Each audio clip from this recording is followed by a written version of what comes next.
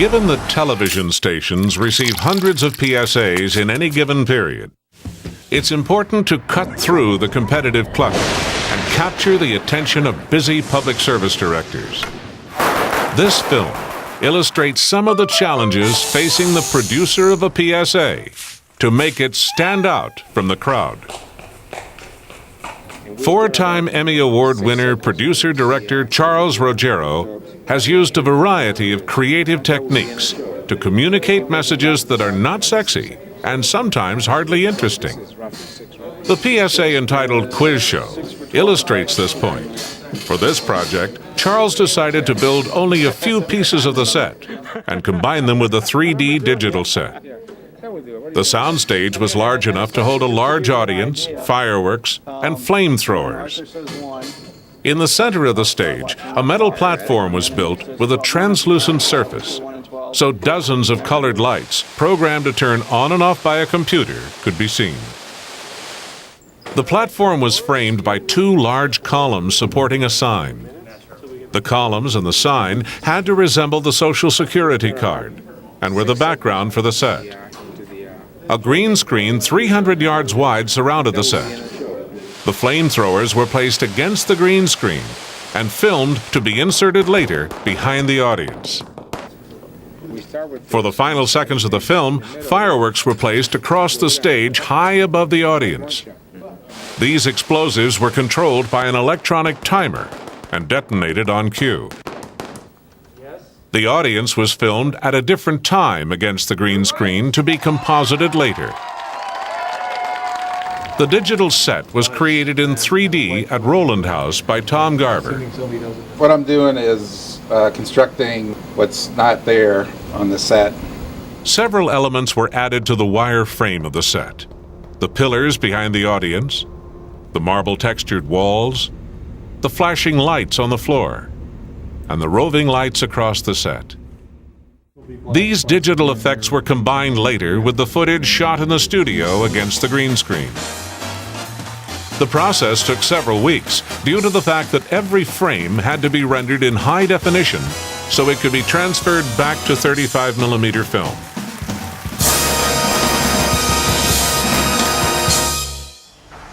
For the spot entitled "The Future of Social Security," each of the workers building the Social Security card was filmed individually on 35mm by Arthur Eng, and later combined with all the other elements in a computer. The sequence with the helicopter was filmed at an airport, with the helicopter flying close to the ground, with the blue sky behind it. The cranes and earth movers were filmed the same way, by placing them on top of a dirt mound high enough above the ground in order to have the blue sky behind them.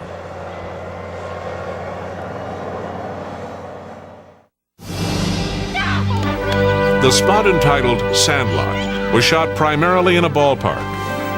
The ball flying across the sky, bouncing off a tree, and breaking a window was filmed on a soundstage, using an air pump to propel the ball through the window. Charles brought in Little League coach Norman Rockwell to act as a technical consultant for the project. Well, how about we shoot her this way, then we just have... What about the light? It's okay? Come on, hey, look at us. Pay attention, look at us. Okay, now... Guys! For me to make a clean man. Roland House flame artist Ken England was assigned the job of compositing the ballpark and the city skyline. This is going to be completely different when you see an extra. The process of creating the music tracks took several more weeks. Charles retained Michael Josephs to write the score. For the quiz show, several tracks were electronically created and were later combined with a live orchestra and mixed in surround sound for theatrical distribution. For the spot entitled "Sandlot," an orchestra conducted by Michael Josephs was recorded in a studio and was also mixed in surround sound for theatrical distribution.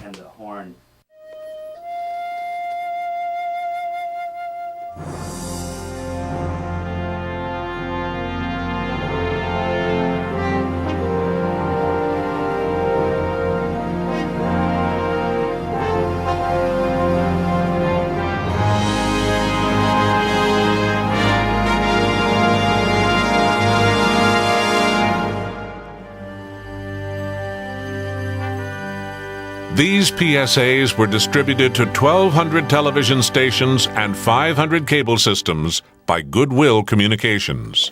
We've been working with Charles Ruggiero for about 10 years, and one of the interesting things that distinguishes Charles's work is that he is absolutely dedicated to detail and production quality. And those are perhaps two of the most important factors for getting PSAs on the air. 30 seconds is not a lot of time to tell a story, but somehow these PSAs manage to do it, and do it well.